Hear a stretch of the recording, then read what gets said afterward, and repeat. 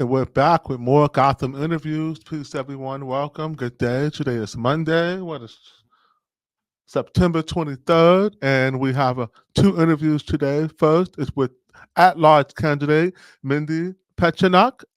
Mindy has been a fierce warrior on the Oakland and Alameda County political scene, bravely representing the Republican Party. She has run for multiple offices. I very excited to see her in a race for Oakland at large. It's great to bring some diversity of thought and experience and background to the Oakland political scene. So I want to have you hear from Mindy what her plans are for at large should she get elected. Let me bring her to the stage. Hello, Mindy. Good morning. Good morning, Seneca. Thanks for having me on. No problem. All right, we're going to jump right into the questions. But before we do, give a quick 30-second introduction, not a stump speech, but just an introduction, the name, what you're running for, what neighborhood you live at in Oakland, that kind of stuff. Okay, hi. My name is Mindy Pechenuk, and I'm running for Oakland City Council at large. And I live in the area of Oakland, like the Glenview area, District 4. City Council District 4 is where I live. And I'm very happy to be running because I think there's a lot of good we can do for Oakland. Absolutely. Okay, let's get right into the question. So the first question is policy related. We just to anyone who's if this is your first interview, we sent all of these questions. We sent them to the candidate and we posted them to social media because they are complex questions, but these are complicated jobs, if you will. And so I'll give a quick antidote before we get started, so you get what I'm getting at and why we chose the questions that we did. Let's say you want to hire a mechanic. You need a mechanic for your auto body shop, and you put an ad in the paper, and you get 3 applications. First person A, why should I hire you for a mechanic? Well, I'm happy you asked. I've been a mechanic for 20 years. I can work on foreign and domestic. I can read all the latest diagnostic computers, and I'm very comfortable around any cars, and I also can work on motorcycles and boats. Okay, candidate 2. Oh, I can change my oil, but I'm really smart and eager, and I can learn all this stuff, no problem. Person 3. Oh, I ride in cars every day. I drive a car every single day, and I'm really smart. And this is unfortunately not to say that it's always the breakdown, but if you're watching, you get what I'm getting at here. Sometimes people just are not qualified for the job. And I don't get from these forums actually asking questions that get right to the heart of someone's qualification. And do they display the knowledge, skills, and abilities to be successful in the roles that they're applying for? Because they are essentially jobs. So without any further delay, the first question is, name a policy that passed in the last 8 years meant to address a legitimate concern, but you disagreed with the policy solution. What adverse consequence did you think this policy had, and what would you have done differently to address the issue? You have 7 minutes. I'll give you a 5-minute warning, Okay. which is yellow. It's hard to see, but it's 5. And then I'll give you a 2-minute warning, which is green. And then I'll give you a 0. You see this, that means you don't have to stop in your tracks, but please make it your last start. No more than 30 seconds more.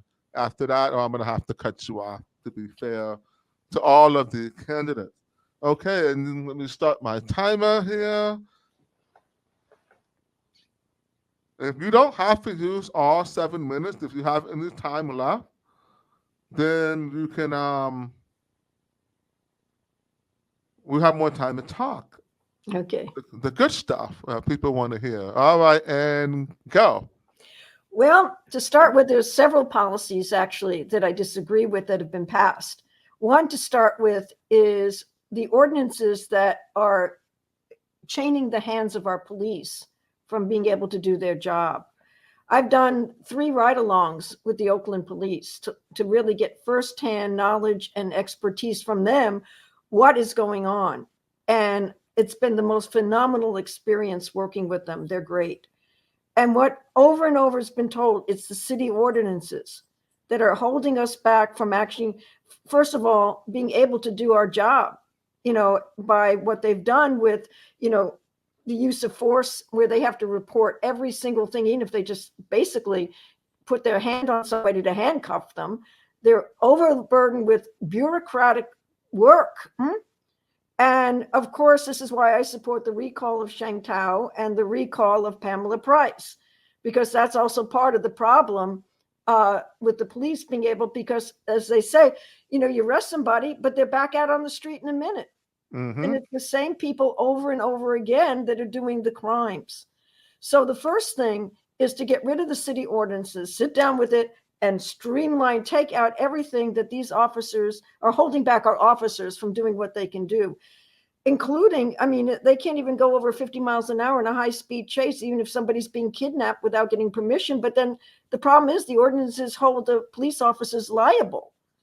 How can you do your job? Imagine you're that mechanic, right? And you're going to be held personally liable if something happens to the car. You're not going to be able to fix the car. So number one is that. The second thing is the budget. This budget is intended to destroy the city.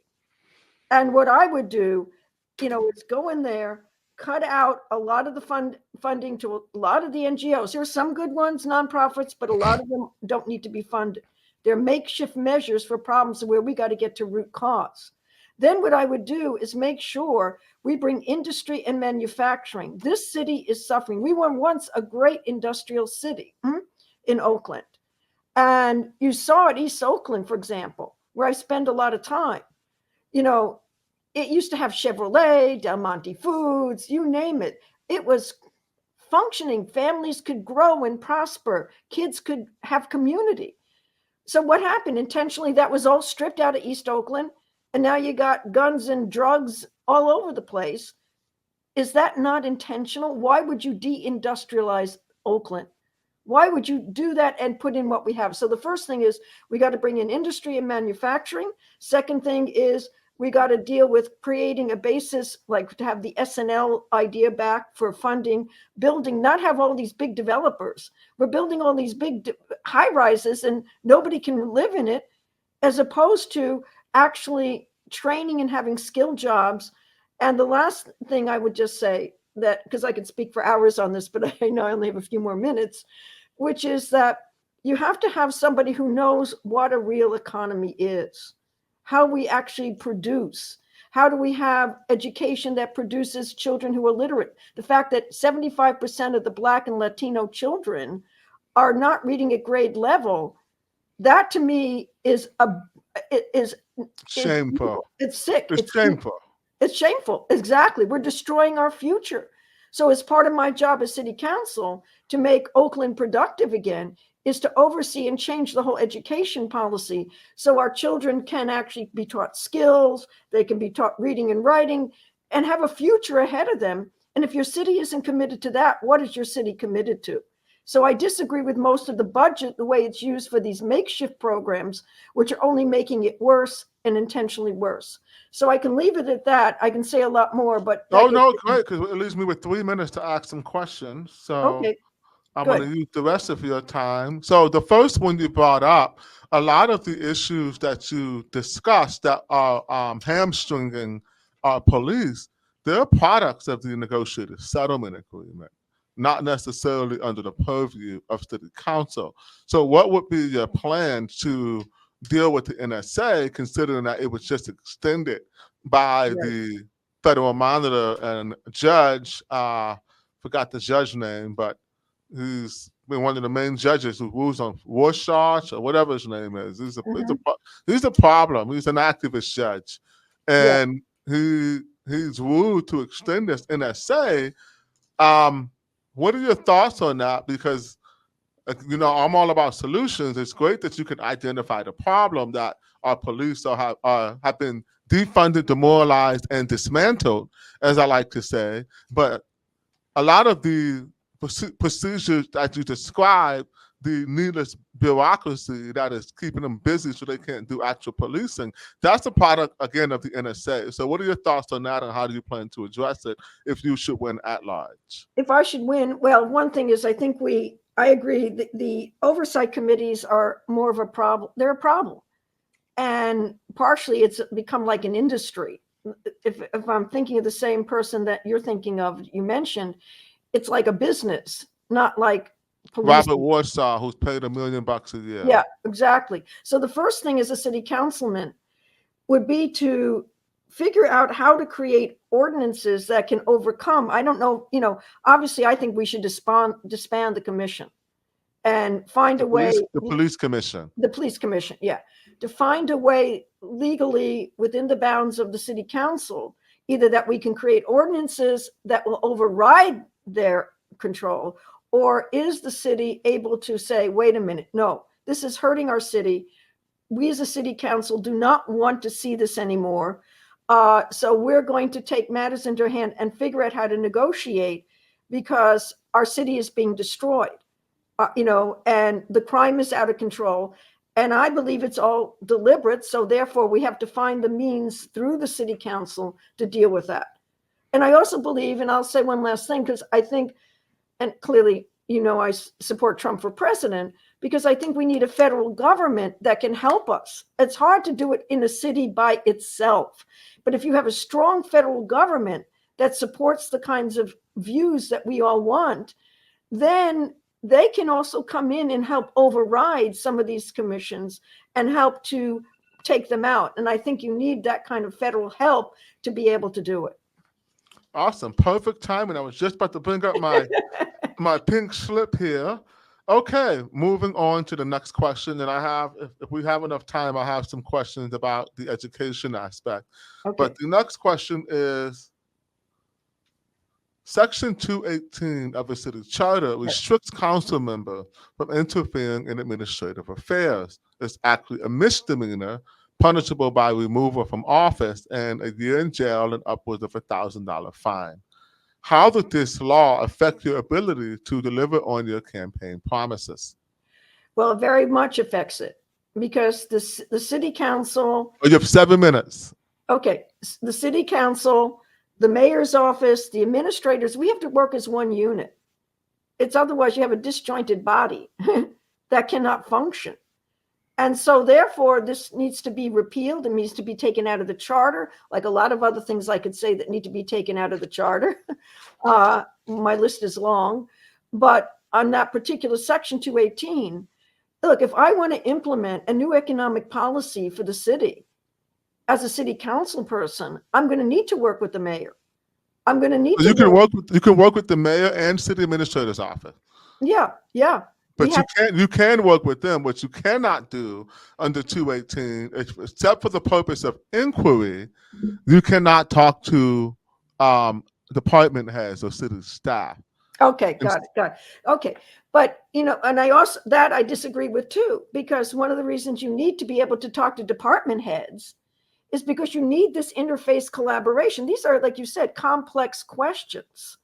So if I'm going to bring in an industry, let's say I want to bring in a steel fabrication company that could or electrical company. Like I know there's electrical companies here that are leaving Oakland, going to San Leandro because of the crime. But instead, if I want to bring them back or bring in a steel fabrication company, you're going to need department heads to do some research for you, come in and how are we going to do this? It's going to be a lot of detail in terms of. Well, we have eight council members, Mrs. Pechenuk, or may I call you Mindy? Call me Mindy. Okay. So we have 8. And if every one of them is aggressively, even in good faith, pursuing an agenda, or even collaboratively, it could put a lot of confusion and stress onto city staff. And so that is why it's up to the city administrator's office to direct that staff along with the mayor. And in this case, the city administrator actually has more control, not power, but control and day-to-day oversight than the mayor has. And so working with the city administrator's office, which is several city administrators and their staff, is the way to reach. I want to give you the answer to this question, but if your answer is to get rid of it, in the meantime, you still have to navigate it. And so, do you have any more insight? And you have, I think, 5 more minutes here. It's a lot of Okay. time. Do you have any insight into how you would navigate the current laws Right. where you have to work with the, because there's an answer here, and I'll give it to you after. I don't mind. If whoever watches this interview may benefit and learn a little something, but that's okay. That's I think good. your answers, I think your answers have been solid, but with the current laws, how do you go about pushing your agenda? It's just a citywide agenda, considering that you're at large. Well, what I would have to navigate through is working with the mayor, working with the other administrators, and sitting down and saying, okay, I have this steel company. They want to come in. Where's the property? We got to find where the spacing. And so you have to have these kind of very specific questions answered so that the company can come in. So that means you got to field questions out to some of these other administrators that I can't talk to as being right now under 218. So you're going to have to field out through other people a way to have that discussion at the table, because we're talking about not one industry, not this industry. We're talking about also looking at how, I don't have to tell you, I've seen the pictures you've taken of the homelessness, right? The camps, right? The garbage in the streets. I mean, this is 2024. I think we know how to pick up garbage. It's not rocket science here. But why isn't the garbage being picked up in the city? If you're going to, that's something I would want to get hands on. And if we have to hire more garbage collectors, we're going to do it. And so you need people to feel that too, because we got to clear some areas out where we should take them down. They're too rotted out, and rebuild, not just filling up space, but okay, what can that space do? How do we design? Here's what I'm getting at. How do we design a vision for Oakland? I just read today another one of these big real estate Mongols just bought this real estate from Kaiser on Franklin Avenue. But wait a minute, we have to have a complete top-down vision for the city, not piecemeal, not that. So that's how I would do it, because there's a lot of questions, and I would field it out through other areas so it comes back to me. And so then some decisions can be made in the city council to back it up. Okay, man. And so I'll offer one final word of unsolicited advice. How you get elected, you have no restrictions on working with voters or people. And those people have no restrictions on how much they can Right. interact with people who we ultimately pay, our city employees. And so that is and combined with working with the mayor, city administrator, and other council members, and the county, and everything at your disposal, as you mentioned before, there's not enough resources in Oakland to address our current problem. Mm-hmm. It's also working with people like us. Yes, absolutely. Right? So that we could be a force multiplier for helping to get our city back on track. Okay, next That's question. a key component. Oakland is in a crisis.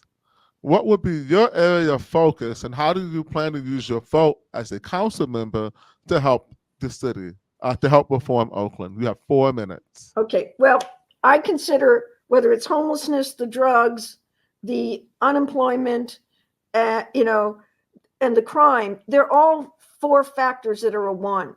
And I would not address them as separate factors. You have to be able to sit down, take all those things as one. And that's why I keep coming back to bringing in the manufacturing, the industry, which will back up the small businesses and the community.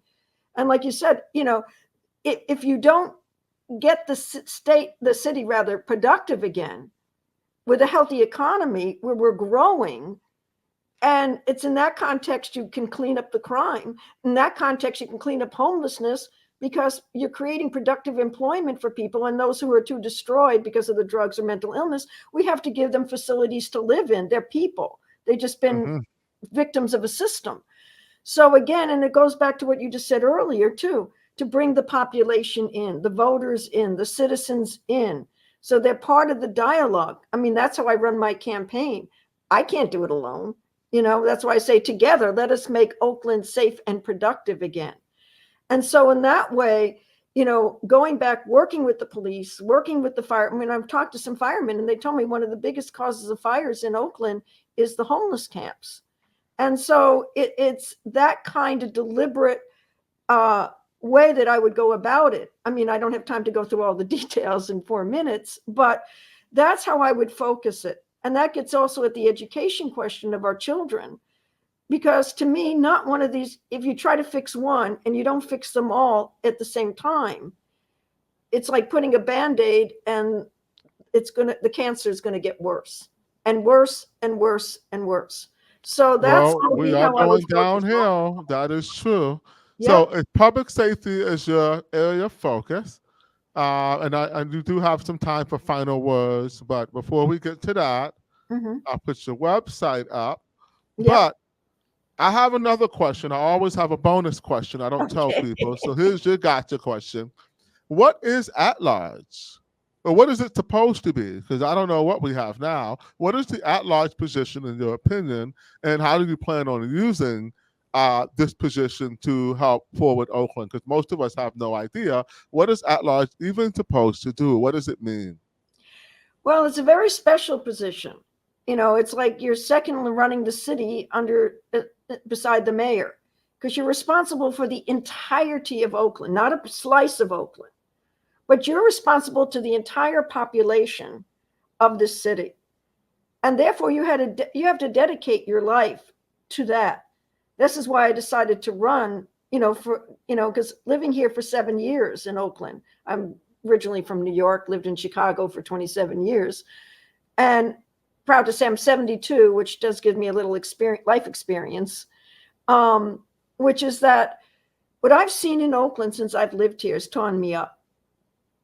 That it's gotten worse every year in terms of the collapse of the city, the destruction of the population. So that's the at large is a very powerful position, which in the right hands can correct the problems that we face.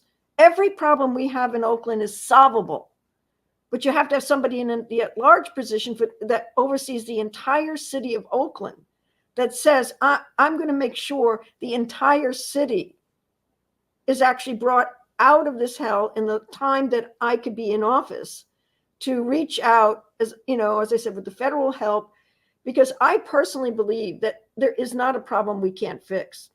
I think the only reason we have the problems is because the people in leadership intend it to be the way that it is.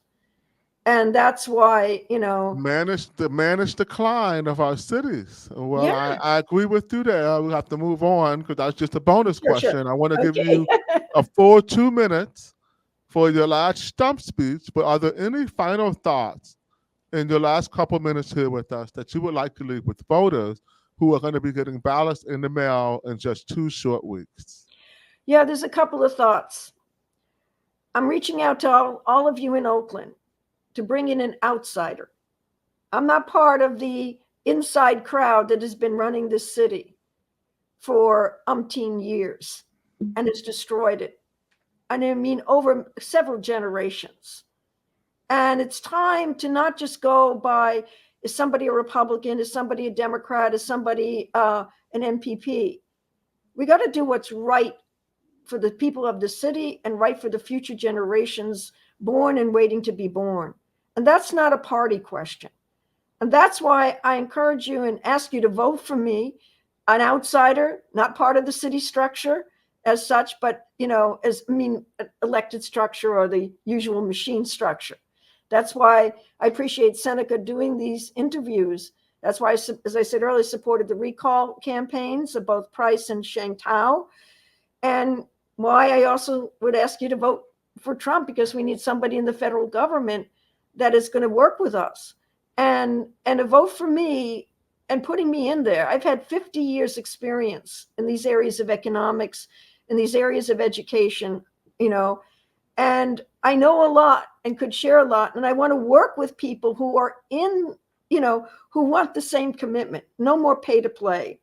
Let's put the people first, not the people last. So that's why I'm asking for your support, for your vote, and to take a chance on somebody who actually, is not your typical candidate in Oakland, but loves Oakland and loves everybody in it. You're muted. I can't hear you. Oop. You're muted, Seneca. Oop, you're muted. Well, good. I didn't cut you off then. No. But yes, I definitely know that you love Oakland and you put your heart and soul into the city. And so I thank you for that, neighbor, and for bravely throwing your hat in the ring and for your closing remarks. If you're listening, you can find Mindy once again at her website, electmindy.com, and I'll leave it up there for a few closing seconds. We have ranked choice voting. So remember, you have rigged choice voting, as I call it. I don't like that crap. But while we still have it, we're going to get rid of it. You will vote. You will vote to get. Okay. All right. Yes, I'm happy to hear that. So you heard that, people. You vote for Mindy with one of your choices. She gets elected. She's going to vote to get rid of that rigged choice voting crap absolutely. that we have. Okay, well, thank you very much. Good luck out there on the campaign trail. 44 more days left to the big dance. And I wish you all the best. Thank you, neighbors, for watching. Please check out this video. Oh, I got my balloons. Yay. All right. And I'll see you soon, Mindy. You be good. Okay. Take care, Seneca. Thank you. Bye-bye. Yo, I swear it's only up from here. Yo, I swear it's only up from here. Yo, I swear it's only up from here. Yo, I swear it's only up from here.